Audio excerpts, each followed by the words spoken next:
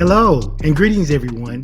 I'm Pastor Edwin Strickland, and I serve as the Senior Pastor of Fellowship of Champions Church International, a worldwide ministry helping people to learn to live out their God-given dreams by walking in love and living by faith. And I get to be your host and your guide for this exciting journey that we're about to take that we call Ed Talk with Pastor Strick.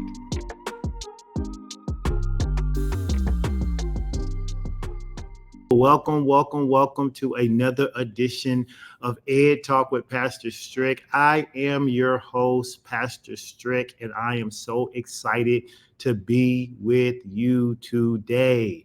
I hope you are ready for today's episode of Ed Talk because I certainly am. I believe that I am going to have the opportunity to share some things with you that if you listen and you implement them in your life can absolutely take your professional life onto the next level for where you want it to be. Listen, I'm Pastor Strick and I'm your host of Ed Talk. And as you know, here on Ed Talk, we come together each week to blend the realms of knowledge, instruction, and faith with real world solutions. And so whether you're on a quest seeking to expand your knowledge base, uplift your soul, or maybe you're just here to find some common ground between the practical and the spiritual, I need you to know that you are in the right place. And because you are in the right place, I need you to help me get some other people in the right place. That's right. You know what I want you to do?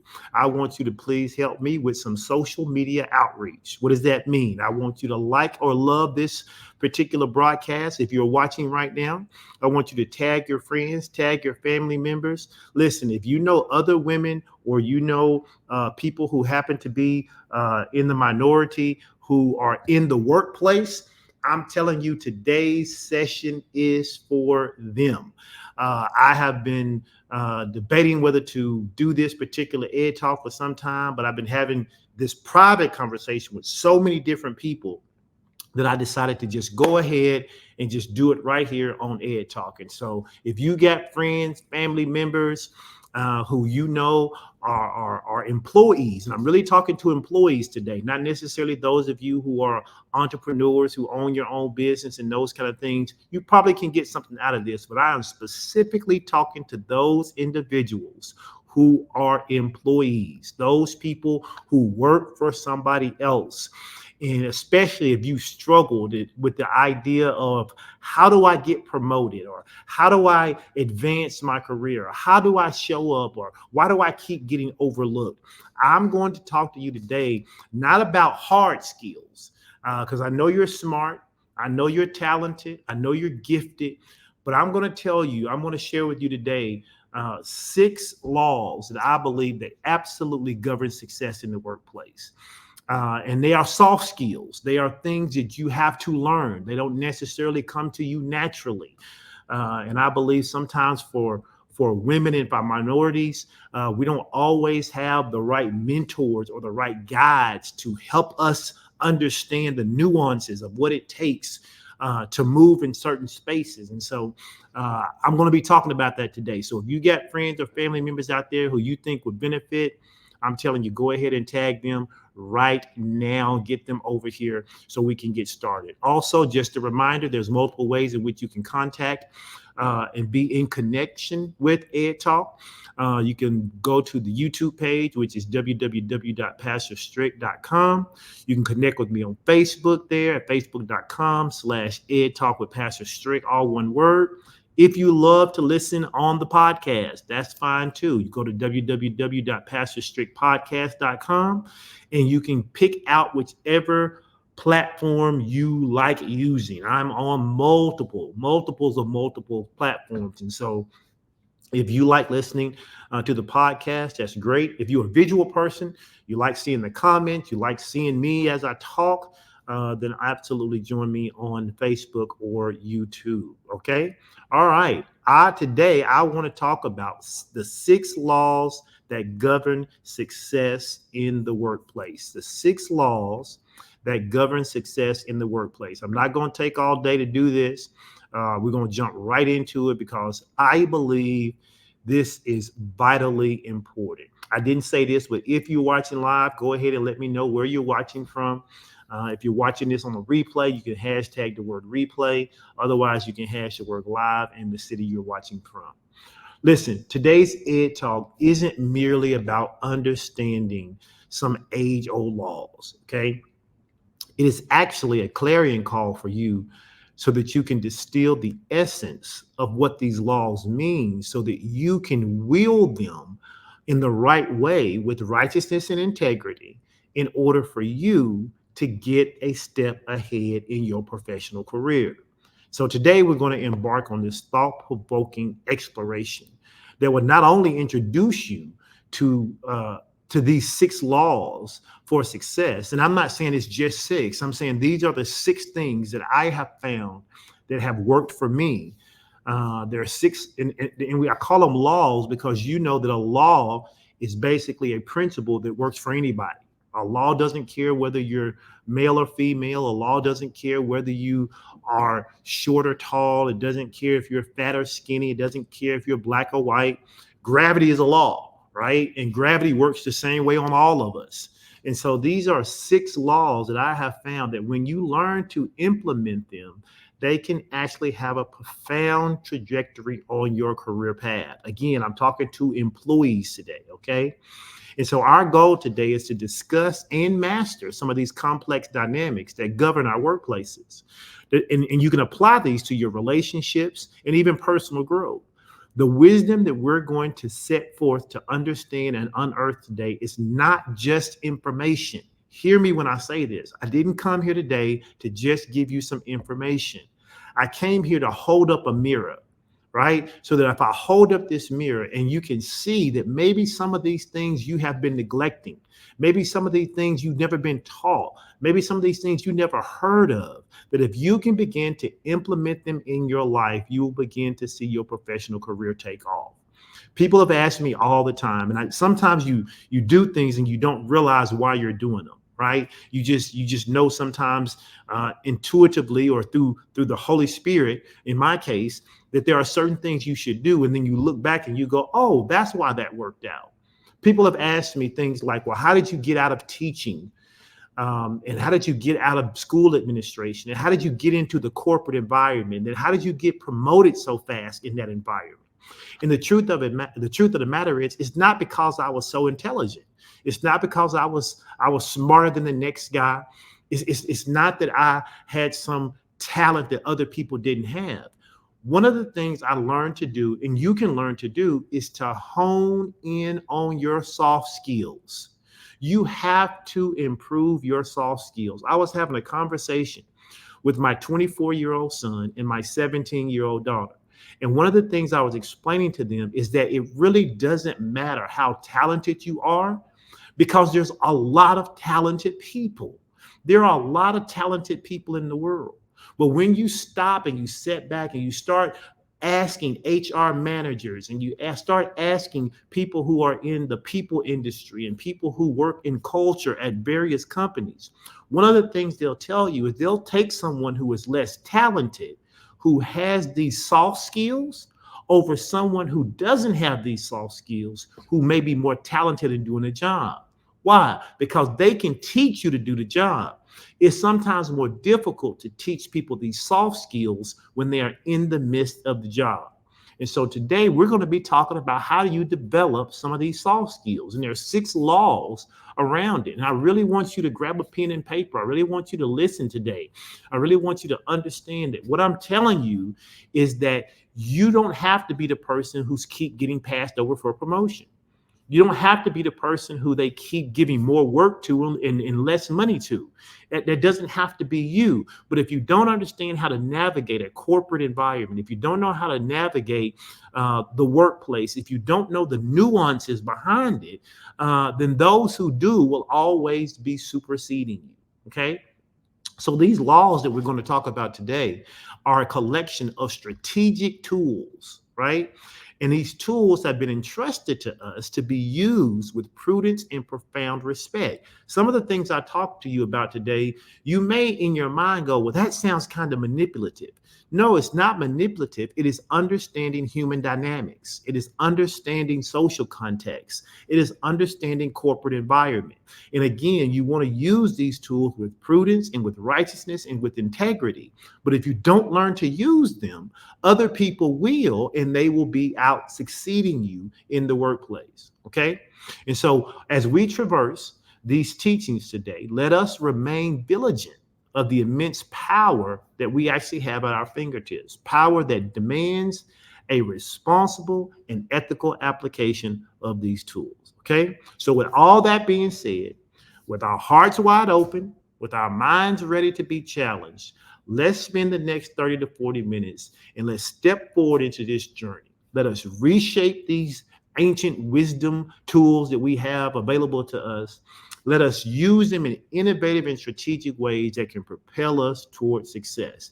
If you're out there, you're listening, and you're ready, I need you to put in the comment section, I'm ready. Let me know that you are ready. And when I see that, we will get ready to go to law number 1. So somebody let me know that you are ready. We're talking about the 6 laws. I'm going to give you 6 of them. 6 laws that govern success in the workplace. Okay, 6 laws that govern success in the workplace. I see y'all are ready. Let's talk about number 1. Okay, law number 1. Law number 1 is always, and I'm saying this as emphatically as I can, always empower your leaders. Always empower your leaders. What do I mean? This particular law emphasizes respecting and learning from those in authority while simultaneously pursuing your own career goals and your own success. It is also about making those above you, hear me, feel supported and appreciated, which in turn will empower your own career progression. One of the things I learned very early on is that I had one job in my job, no matter what that job was, and that was to make my superior look good. Okay. A lot of people have a problem with that. They're like, I'm just here to do my job. No, you're not. No, you're not. Part of your career progression will depend on how well you can empower those above you, those in leadership above you. If you think about it, it's the expectation you have for your subordinates. If you are in the people business and you are a people manager, you want to make sure that those people who are reporting to you feel supported in a way that they want to make you look good. And in turn, that's what you should be doing for your leader as well. Now, understand this involves understanding and adapting to the leadership dynamics within any group or organizational context. It involves fostering a culture of mutual respect and growth. Am I asking you to go to your job and be a lackey? Absolutely not. What I'm saying to you is that if you don't understand this law, law number 1, that it's always important for you to understand the value of empowering your leader, then you miss out on creating situations and opportunities that as your leader progresses, you can progress with them. Or even if your leader doesn't want to progress because you spent time making them look good, doing good quality work, and we'll talk about that, then when opportunities for promotion arise, your name gets to be spoken in the room that you don't currently have access to. Understand that by supporting and appreciating your leaders, those who you report to, you not only enhance your relationship with them, but you also position yourself for upward mobility. This dynamic of mutual respect and support contributes to personal career development as well as overall organizational success.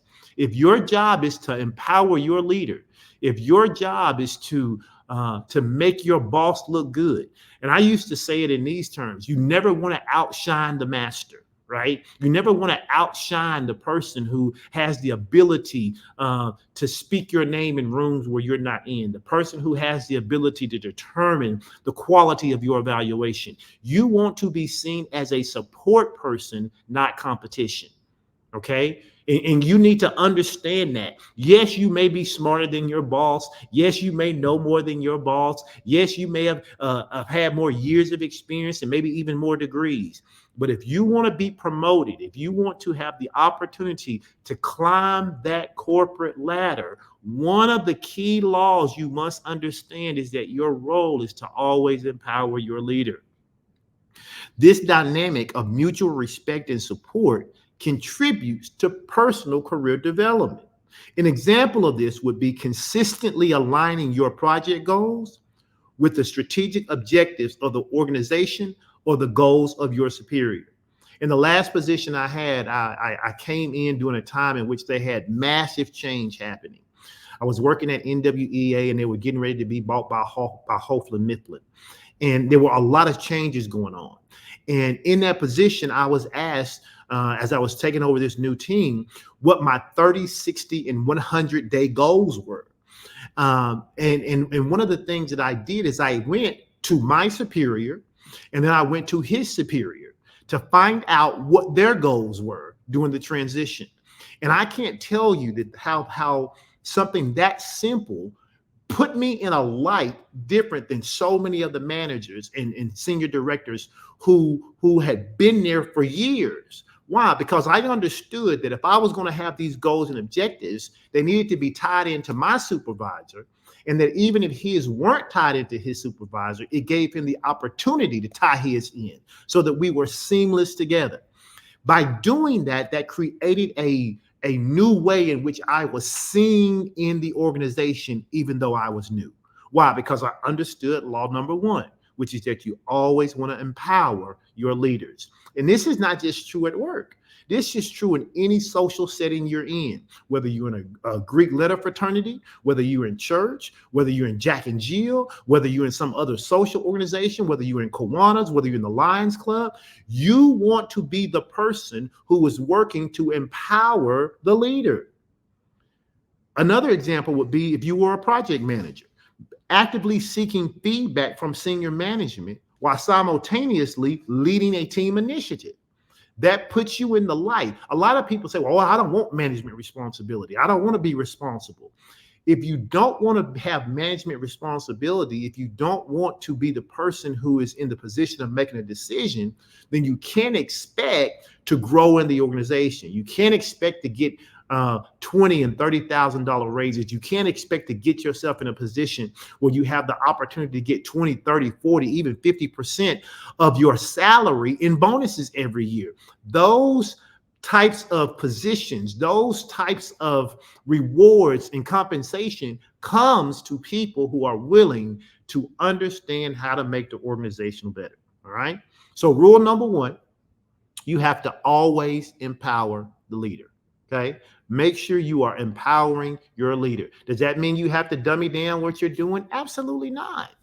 Not absolutely not. And when we talk about these other 5 laws, you're going to see how all of this ties in to you being able to empower your leader without losing yourself. Okay. Because let's talk about law number 2. Because while you want to always empower your leader, you also want to make sure that you are doing law number 2, which is you do not want to be afraid. Do not be afraid to strategically showcase your talents. Okay. Do not be afraid to strategically showcase your talents. What do I mean by that? Making your achievements visible to key decision makers, especially during pivotal moments, is crucial for your career advancement. I can't tell you the number of people who I have seen who had the opportunity to shine in front of the CEO, to shine in front of the COO, to make a suggestion to the chief technology officer, to mention the fact that they came up with an idea that helped the company save millions of dollars, right? Hear me. Visibility in the workplace is crucial for career growth. You cannot be a person who hides. If you want your career to advance, you have to be willing to showcase your talents. You have to be willing to understand when is the appropriate time for you to be visible. This is not some ideology about having significance. and saying people need to know who I am. It's about being strategic. It's important to recognize the moments when demonstrating your skills can have the most impact, such as doing meetings with senior management or on projects that are highly visible to the organization. Why am I talking about this? Because I have lots of people who talk to me all the time about why they aren't getting promoted, why they're being left behind when it comes to new opportunities in the workplace. And the people who I have had one-on-one sessions with, and I may get some of them to come on and do a panel discussion with me in the future. The people who I've had these discussions with who have embraced this have tremendously changed the trajectory of their career path. Why? Because these soft skills, while it may not sound sexy, right? They are so nuanced in what you do every day that it causes you to be like the cream that rises to the top. And so it's important to recognize those moments. Career progression oftentimes depends on how visible your contributions are to those who make the decisions. I'm going to say that again. Your career progression, so many times, it depends on how visible your contributions are to those who make key decisions. You may be one of the hardest workers at your company, but does anybody know it? You may have some of the best ideas at your company, but does anybody know it? Have you used those skills and talents and ideas to empower your leader, to make your leader shine? So that as your leader shines, they want to keep bringing you with them. And when you have those opportunities, when the leader brings you with them, do you shrink back, or do you understand when is the appropriate time to let the CEO know, hey, this was my idea. This is something that we're working on. Do you understand how to have those conversations so that you illuminate yourself, but you don't put your leader down at the same time? And a lot of people don't have those nuances, and you have to learn them if you're going to be successful in the workplace. This could mean taking the lead in some high stakes project. It could mean presenting your achievements during a strategic meeting. It could mean getting the opportunity to be able to get your team who reports to you to talk about how your goals match with your leader and how you were working to support them. For instance, maybe you got an employee who might spearhead an initiative that saves the company thousands of dollars. Making sure you communicate these results during times of executive briefings to gain the recognition and potentially secure a promotion is vital. People sometimes see this as self-promotion, but you need to understand that there is an element, hear me, of self-promotion in order to make your career go to the next level. Okay? It is so vastly important. For instance, there are times that this can be difficult. And I'm going to say this, and I'm going to say it just like this because it's true. When we talk about not being afraid to strategically showcase your talents, there are nuances to this that impact women and minorities a little different. Okay? There are, and I'll say it like this, there are some challenges for women and minorities that others in the majority may not encounter when trying to showcase their talents. So not only do you have to be skilled and nuanced to know when to do it, you also have to be aware that beyond your own control, there may be some things in play that you also have to know in order to overcome, because at the end of the day, you still have to showcase your skills and talents. So let's talk about a couple of those. If you are a woman, or if you are a minority, you're in corporate, you're in business, you're an employee, right? I don't care if you're working in the hospital, I don't care if you're working in the school, I don't care if you're working in an attorney's office. I don't care whether you're in a Fortune 500 company, you're working for Walmart, one of the thousands of vendors who supply them, or Target, or any of the big box retailers. Listen, you have to understand that you still need to be able to do law number one, which is to empower your leader. And you still need to do number two, which is strategically showcase your skills and talents. But you also need to know that sometimes there are barriers. But just because it's a barrier doesn't stop you from getting over it. So let's talk about it. Number one, sometimes there are structural barriers. What are structural barriers? Well, many workplaces, depending on where they are and who they have deep rooted structures and cultures that may not actively support the visibility of women and minorities. This could be due to a lack of representation in leadership positions at the company, which could perpetuate a cycle where those in the decision making roles are more likely to recognize and promote individuals who resemble themselves. This concept is a concept known as similarity bias. This can sometimes make it difficult for women and for minorities to find the right mentors and advocates within higher echelons of the organization. It doesn't mean that it's not possible. It is absolutely possible, but you have to be aware of the structural barriers. And when you are aware of the structural barrier, then you can devise a plan to work around it.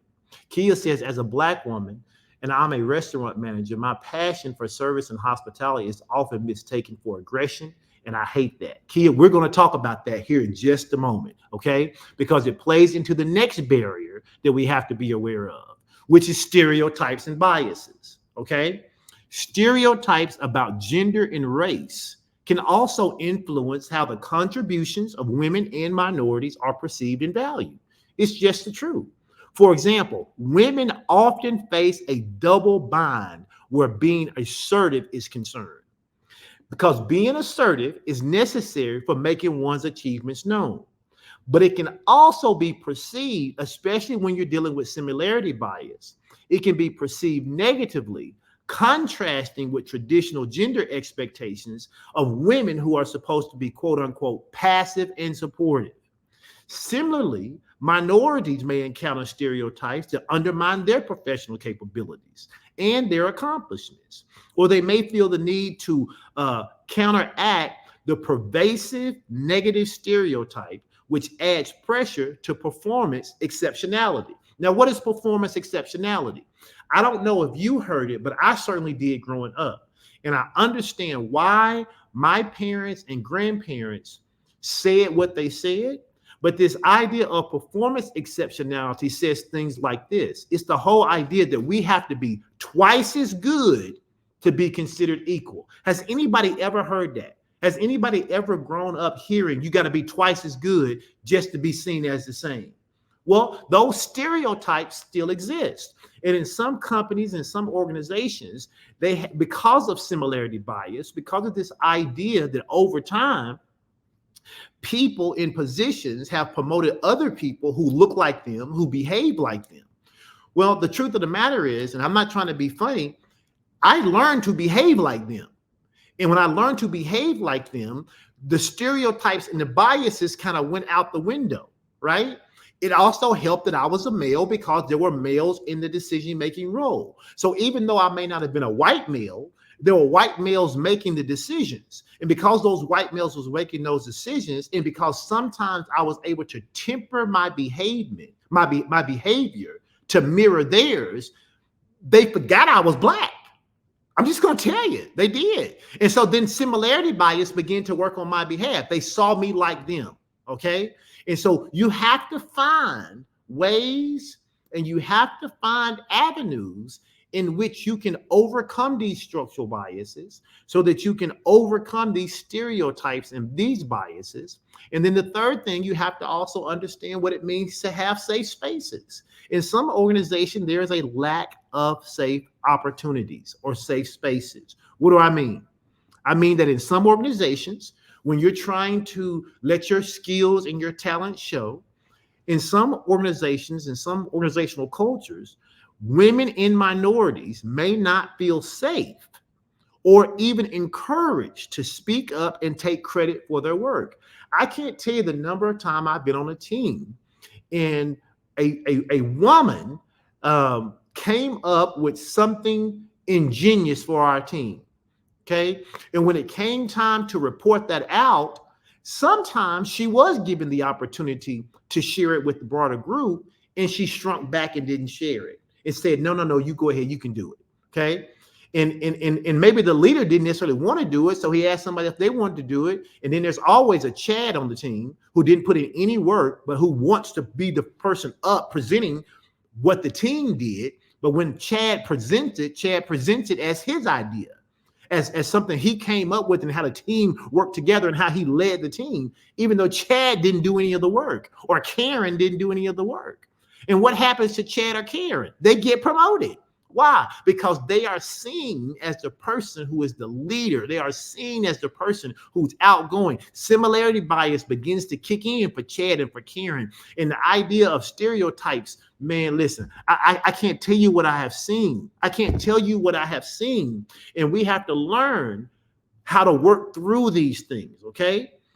Why? We have to have these safe spaces, which brings me to my next point, which is that we need to seek out networks, okay? Because sometimes challenges of finding the right mentor or the right right advocate can be a problem. Networking plays a crucial role in career development. I can't stress to you this enough. When I was young in my career, and I'm going to say it just like this, I'm going to slow down and just explain it. When I was young in my career, I had this one thought: I'm going to work, I'm going to do a heck of a job, okay? And I'm gonna make sure I'm doing the best job I could do. And when I left teaching, when I left admin at the school level, and I got involved in the corporate arena, where we were working with SAS companies, services sales, and we were having to sell to clients, okay, in a corporate environment. They used to ask me all the time to go out to dinner. They would ask me all the time to go golfing. They would ask me all the time to go out to these outings. And I would think, man, I don't want to be with those people. I'm just here to do my job. I'm just here to do my job. And I had a mentor pull me to the side. And a mentor told me, they said, listen, I know you may not like going to those dinners. I know you may not like to work all day and then go to happy hour from 5 to 7. I know you may not like to sit around and talk shop with these people. She said, but these are the individuals who would be making the decision about your career. And if you're not at the table during those times, your name won't be at the table when it comes time for promotion. And it was the absolute best advice I ever got. Because when I started going to those god awful, cocktail hours, I had to do it, and I had to put on the right attitude. I had to put on the smile, and I had to learn to work the room, and I had to learn to talk, and I had to learn to be involved, and I had to learn to ask people about their lives and let them know what I was doing and what I was working on and how we could collaborate and set up a time to get on their calendar so we could just talk. And sometimes it wasn't even about anything. It was just about being visible. It was about networking. Because then I found other people who were willing to support and talk about my name in rooms that I didn't have access to. Is this making sense to anybody? Understand, these networks sometimes can be informal, like after work gatherings or golf games, which may not be accessible sometimes or welcoming to women and minorities, either due to cultural norms, responsibilities of outside work, or the feeling of being excluded or being the only one there. And those were things I had to get over. I had to get over that I was the only black guy in the room. I had to get over that I did not like golf. I much would have preferred if we could have went and shot hoops. But people aren't making decisions, right? Power decisions about promotions over a basketball game. They're doing it at golfing outings. They're doing it at these shindigs they have after work. And if you don't understand the nuances of that, and you're an employee and you're wanting to be promoted and you want to be seen as the next senior director, the next VP or the next EVP, you are going to have to learn to play the dance. You're going to have to learn to play the dance. Okay. So law number 1, just so we're clear, we said you need to always make sure you're empowering the leader. Okay. Law number 2, we said you should not be afraid to strategically showcase your talents. You got to find a way to do it in spite of the barriers, in spite of structural barriers, in spite of stereotypes and biases, in spite of the lack of safe opportunities sometimes. And even though you may not have all the proper networks, you got to learn to find them. Find yourself a mentor, find yourself an advocate. There are people who will absolutely advocate for you, but you got to build a relationship. Nietzsche said relationships matter. That's exactly right. Here's law number 3. Seek mastery and excellence and reject mediocrity. I can't tell you the number of people who want to just go to work and just do their job. Going to work and just doing your job will not get you promoted. Going to work and just doing your job and keeping the status quo will not get you recognized. Going to work and seeking to do just enough to get paid what they're paying you will not be enough for you to climb the corporate ladder. Law number 3 encourages us to be on an ongoing commitment to excellence and continuous improvement in whatever your field is in. Law number 3 promotes the pursuit of the highest standards in any endeavor, driving you to constantly improve and redefine what is considered excellence in your field. Whatever you're doing today that is excellent, you should be looking to improve it next month. Whatever you have to ask yourself right now on your job, whatever your job is, when is the last time you made an improvement in your work product? When is the last time your supervisor came to you to thank you for doing something above and beyond? Now, there's a difference here. I want you to hear me, because sometimes what happens with people is they do law number 3, but they don't understand law number 2 and law number 1, and they get trapped in what I call the workhorse position. What is the workhorse position? The workhorse position is the person who takes on more and more work. They do it better and better and better. And before you know it, all they do is have their head down, doing work better and better, pushing out product. But because no one knows they in the organization, they're the one that's doing it. Because they're not necessarily strategic about empowering the leader so that the leader understands you need me on your team, they become the workhorse. They become the one that gets all the work. And then the Chads and the Karens of the world, they're the ones who end up getting invited into the boardrooms. They're the ones who gets invited to do strategic presentations. They're the one who gets to talk doing team meetings. And people assume that Chad and Karen had all the knowledge and Chad and Karen were the ones doing all the work. And so Chad and Karen gets promoted while you continue to be the workhorse. So there's nuance to this. There's nuance to it. You want to seek mastery. You want to seek excellence, and you want to reject mediocrity, but you want to do it simultaneously as making sure that you're showcasing your skills and talents and that people know that it's you who are doing it.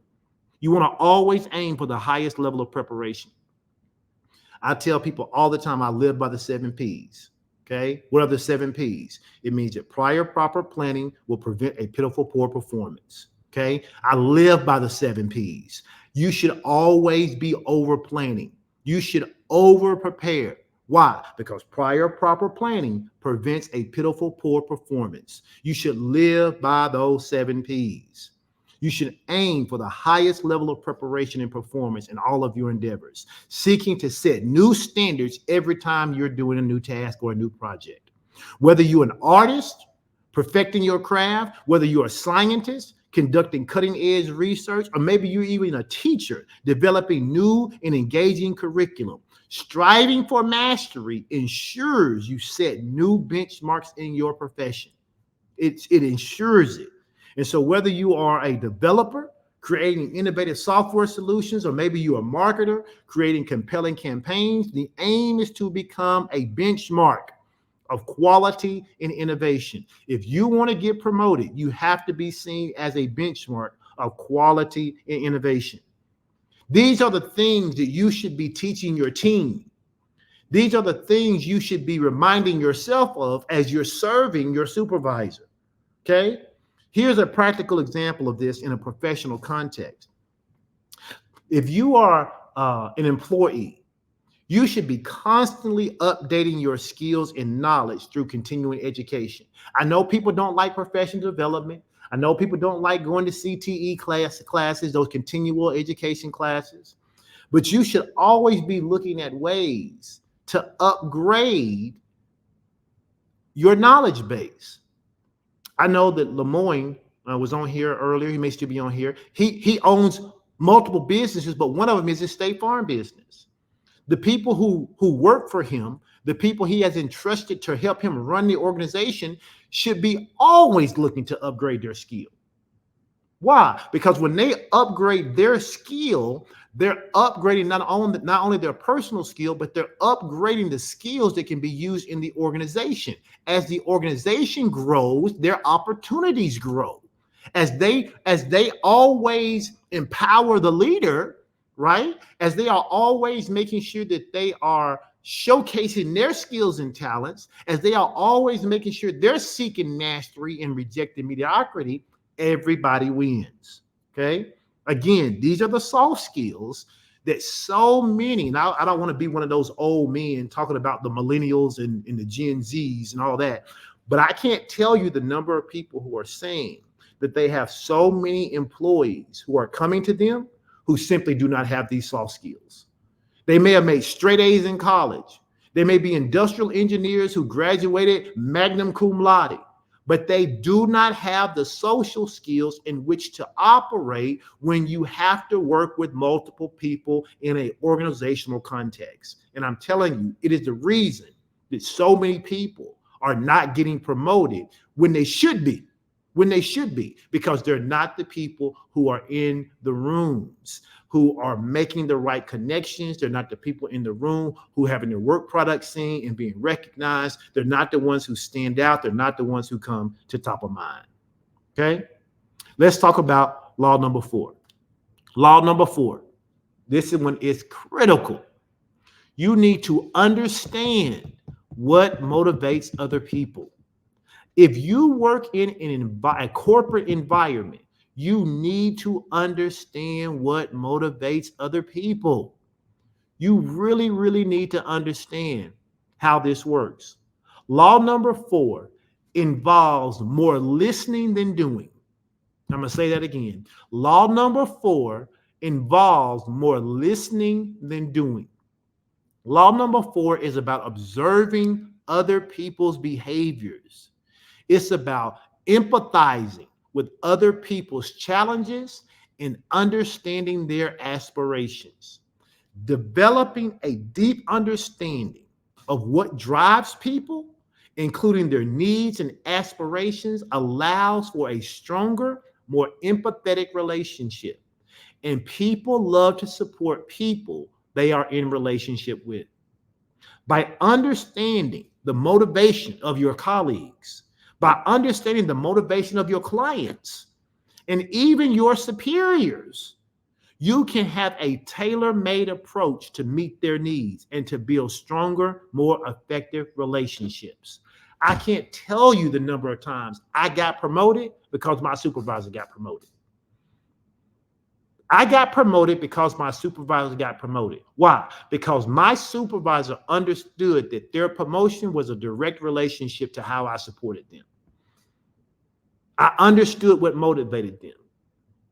As a leader, you have to understand this. Everybody's not motivated by money.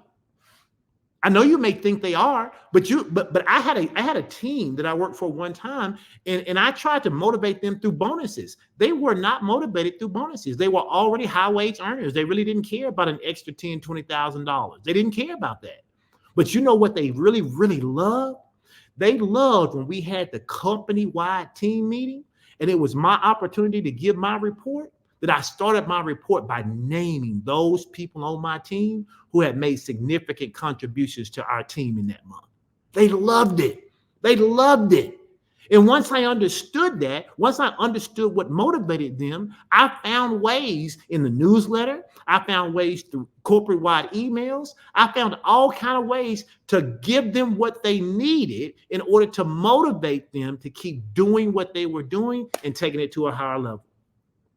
To foster strong and empathetic relationships, it is crucial to grasp what drives people. People say, well, that seems manipulative. No, it's not. It's not manipulative for me to listen and to understand that what Nitra may need is different than what Courtney needs. What Courtney needs may be different than what LaTanya needs. What LaTanya needs may be different than what Ralph needs. And what Ralph needs may be different than what Tanya needs. Okay? Everybody's on the team, but everybody has a different need. As a leader, if I can listen to that and understand that, I can create win-win situations. I can create win-win situations. The same thing is true when I look up the ladder. What does my boss need? What motivates him?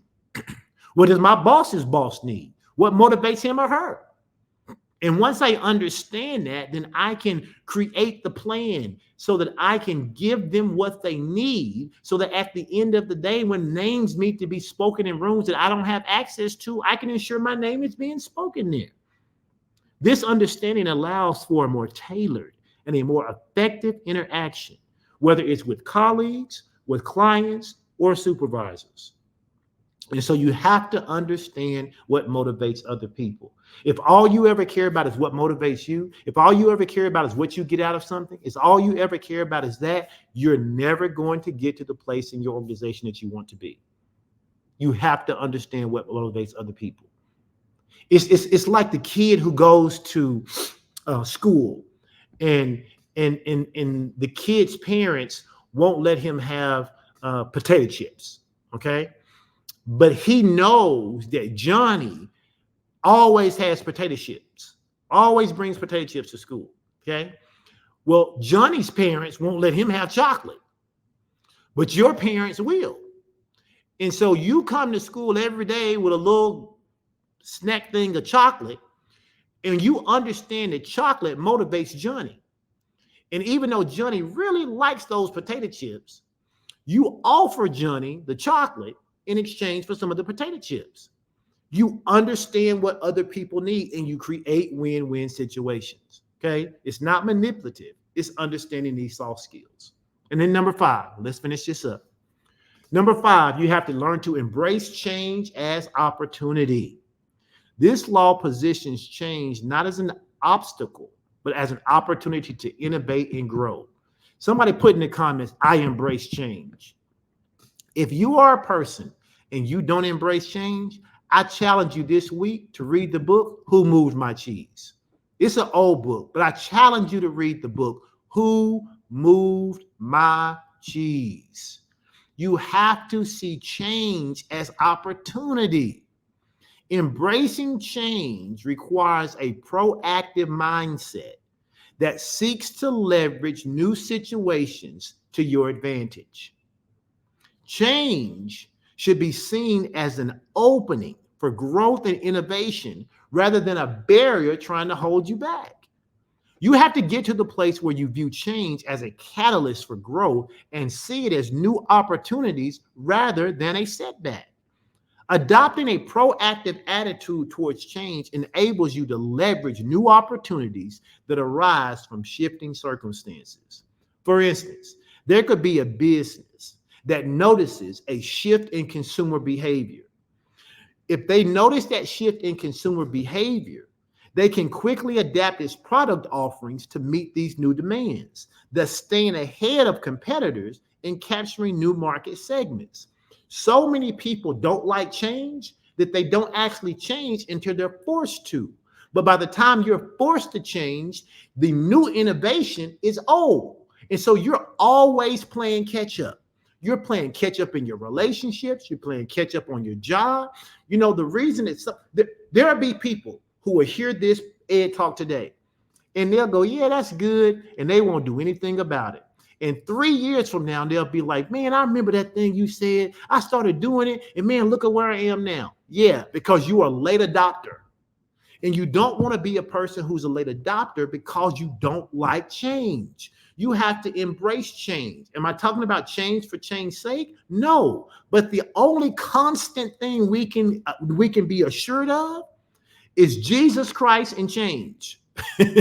Those are the two things we can be sure of. Jesus is going to be consistent, and we're going to consistently have change. Those two things we can count on. Why do some people struggle with this? Why is this law? Why is law number 5 so difficult for some people? Let's talk about it real quick. Number 1, because people have a psychological resistance to change. Okay? Humans naturally seek stability. Humans naturally seek predictability. They predict it in their environment. They predict it in every place they go. And as a result, it provides for them a sense of security and reduces stress. Well, change disrupts this stability and it triggers a stress response. And if you only ever see change as a stress response, you will do everything you can to avoid it. Why? Because change forces you into the fear of the unknown. It forces you into this place of a fear of failure. And it causes you to become discomfort and to have discomfortment associated with stepping outside of your comfort zone. And as a result, that sometimes can be a significant psychological barrier that stops you from embracing change. But if you are a person who does not embrace change, in most organizations, they can't have you at the top. They can't have you in the C-suite. They can't even have you in upper middle management. Why? Because change is a constant. Change is a constant. You can't be the person who wants to work on the production line where the production line works the same way all the time, every time, and nothing ever changes. And then at the same time, want to be paid like the EVP over the entire system. Because there's constantly going to be change, because there's constantly new technology, there's constantly new reasons in which things need to change. So you got to get over the psychological resistance to change. What's the second reason that people struggle with law number 5? Because of habit and routine comfort. Now, we did a whole teaching on habit. I have nothing against forming habits and forming routine. I think you need habits and I think you need routines. You just need them for the current processes that you're working with. They cannot be the barrier for you going forward, okay? Many people develop routines and habits that make their daily lives more manageable and predictable, and that's good. Change forces individuals to modify or abandon these established patterns, which can be unsettling and challenging. The effort required to learn new skills, to adapt to new environments, or to alter established ways of doing things can sometimes be substantial and daunting. You cannot be a person who's afraid of change, though. I have particular habits and particular routines that I do every day. But when I discover that there's new ways or more effective ways to do it, I am quick to change. I am quick to change. And you have to have the soft skill of being able to adapt and change. Okay. The other reasons is sometimes there's cultural resistance. In some organizations or even in some societal cultures, change is viewed as skepticism. It's perceived as a threat rather than an opportunity. In such environments, maintaining the status quo is often prioritized. We see this in churches all the time. I'm going to say it. We see it in churches all the time. I can't tell you the number of people who have come to our church, Fellowship of Champion Church, saying they wanted something new. Okay. I outgrew where I was, Pastor. This is where I want to be. You're a progressive ministry. We love it here. And then after a while, they go, why don't we have Sunday school? Well, you had Sunday school like the old place. You left there because you didn't like the way they do things. You left. They don't really want to change. They see something new and they want to make the new thing like the old thing because they're so used to the way it used to be. You have to be careful that you're not one of those people who are ingratiated in staying the same, even though you say you want change. The other reason people struggle with law number 5 is because of a loss of control. Okay, they feel like they're losing control. They don't want to embrace new opportunities because they feel like, wait a minute, I'm losing control here. And people who are control freaks struggle with that. Change can lead to feelings of loss over control over one's circumstances, which can be particularly challenging for those who value autonomy in their work and in their personal life. The uncertainty associated with change can make it difficult to plan for the future, but only if you're a person who operates with a fixed mindset. If you have a mindset that is open, if you have an open mindset, then change doesn't bother you. Okay, let's get to law number 6, our last one. And I just been talking about this. You got to cultivate adaptability. You got to be adaptable. You got to be adaptable. Law number 6 stresses the importance of flexibility and the readiness to modify strategies as needed. Can you change with the times? The ability to adapt to changing circumstances is a critical skill in today's fast-paced world. If you're going to be successful in any organization, you got to be able to adapt. Being adaptable means being open to new ideas. It means being willing to abandon outdated practices. It means to be quick to respond to changes without losing momentum. Can you change without losing momentum? This means being capable of responding swiftly to new challenges as they arrive. Maintaining flexibility and being prepared to shift strategies as circumstances dictate is essential for seizing strategic advantages. My wife and I say it like this all the time. You have to be committed to your outcome, but you must be flexible in your approach. You have to cultivate adaptability. If you will learn to work through and understand these 6 soft skills, I am telling you, it will make an incredible difference in your life. So, again, here are our 6 laws that govern success in the workplace. And I'm not telling you what I've read, I'm telling you my lived experience. And I know that it works. Number 1, always empower your leader. Find a way to make sure that the person who is your supervisor is feeling supported by your work efforts. Number 2, do not be afraid to strategically showcase your skills and talents, being aware of all of the challenges that may come with it, the structural barriers, the stereotypes, and the biases associated with being aggressive if you're a woman or a minority. Understanding how similarity bias is working, understanding that sometimes this attitude that we got to be twice as good to be just as equal is sometimes our own self-doing. Okay, and then number 3, seek mastery and excellence. Reject mediocrity. Don't become the workhorse in the organization, though. Whatever hard work you're doing, make sure that others are aware and they know about it. Number 4, understand what motivates other people. Understand what makes the people in your organization tick. Understand what makes your team members tick if you're a team leader. Understand what makes your boss tick. Understand what makes your boss's boss tick. There's been opportunities and times where I understood what my boss's boss needed and I gave it to him when my boss really didn't care. And as a result, I became my boss's boss. It's actually happened twice. I became my boss's boss because I understood what my boss's boss needs were. So make sure you understand what motivates other people, what their passions and aspirations are, what makes them tick, what makes them go, what their needs are. And then develop and devise a plan in which to be able to deliver that while also showcasing your own skills and talents. And then number 5, embrace change as opportunity. See it as opportunity. Don't get freaked out because things have to change. Don't be one of those people who whine and complain because your company has implemented a new software program that everybody has to learn. Be open to learning new things. Be open to change. And as you do that, then you fulfill law number 6, which is cultivating this idea of flexibility and adaptability. Okay? Listen, I'm going to end with this. Hear me when I say this. Each of these laws, all 6 of them, they encourage a proactive, okay, not reactive, but a proactive, strategic approach to personal and professional development, emphasizing the importance of understanding and adapting to one's environment. What you do on one job may or may not have the exact same success on another job. You have to figure out how to nuance these laws. And the way you do it is through practice. So I'm encouraging you. My call to action for you is that you use this podcast as a mirror. What are the areas you can improve on? Of these 6 laws, what could you do better? Of these 6 areas, what is some you could find? Some of you need to find a mentor.